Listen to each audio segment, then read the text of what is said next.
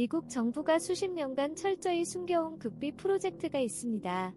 자국민을 대상으로 자행된 이 실험은 1977년 상원 청문회에서 일부가 공개되었고 세상은 충격에 빠졌습니다.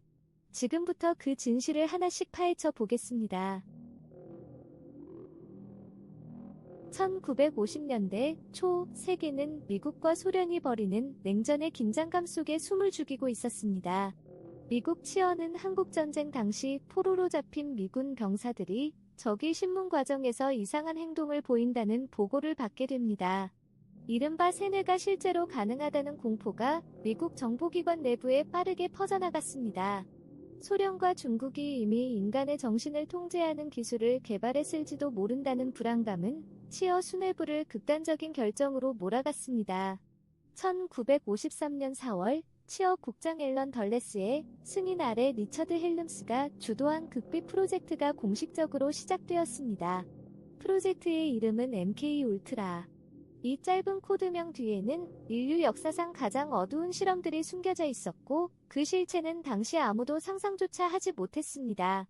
과연 그들이 진짜 원했던 것은 무엇이었을까요? MK 울트라 프로젝트는 단순한 연구실 실험에서 그치지 않았습니다. 치어는 자국민조차 실험 대상으로 삼았으며 그 방식은 충격적이었습니다.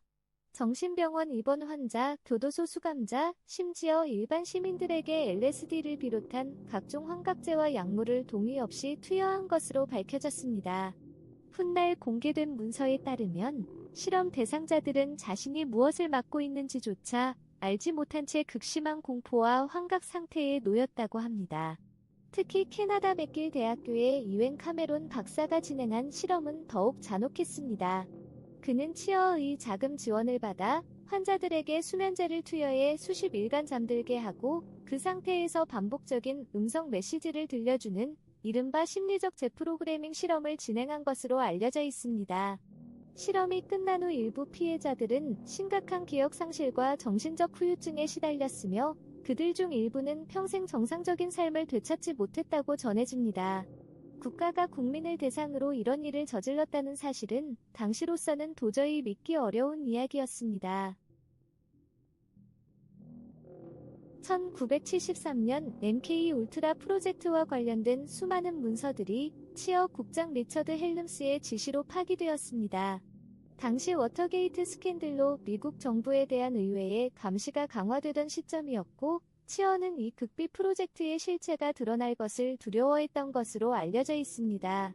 그러나 역사는 완전히 지워지지 않았습니다. 1977년 뜻밖의 장소에서 약 2만 페이지에 달하는 MK 울트라 관련 문서가 발견되었습니다.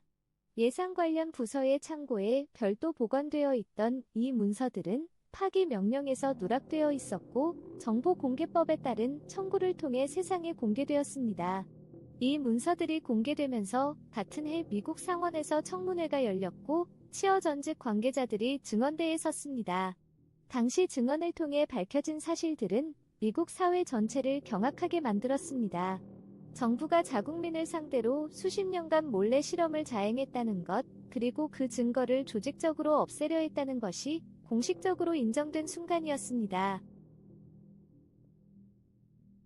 MK 울트라 프로젝트는 총 150개 이상의 세부 연구 프로젝트로 구성되어 있었으며 미국과 캐나다 전역이 80개가 넘는 기관이 참여한 것으로 밝혀졌습니다. 여기에는 대학교, 병원, 연구소, 그리고 교도소까지 포함되어 있었습니다. 실험에 사용된 방법은 단순히 약물 투여에 그치지 않았습니다. 전기 충격 치료, 수면 박탈, 감각 차단, 최면, 그리고 심리적 고문 등 인간의 정신을 무너뜨리기 위한 다양한 기법들이 동원된 것으로 알려져 있습니다. 치어가 궁극적으로 원했던 것은 인간이 의지를 완전히 해체하고 원하는 정보를 얻거나 특정 행동을 유도할 수 있는 기술을 개발하는 것이었다고 전해집니다. 그러나 연구에 참여했던 일부 과학자들조차 나중에 이 프로젝트의 목표가 비윤리적이었음을 인정한 것으로 알려져 있습니다. 오늘날 MK 울트라는 의료 윤리와 인간 대상 연구 규범을 논할 때 반드시 언급되는 역사적 사례가 되었으며, 이를 계기로 미국에서는 인체 실험에 관한 엄격한 윤리 규정이 마련되었습니다.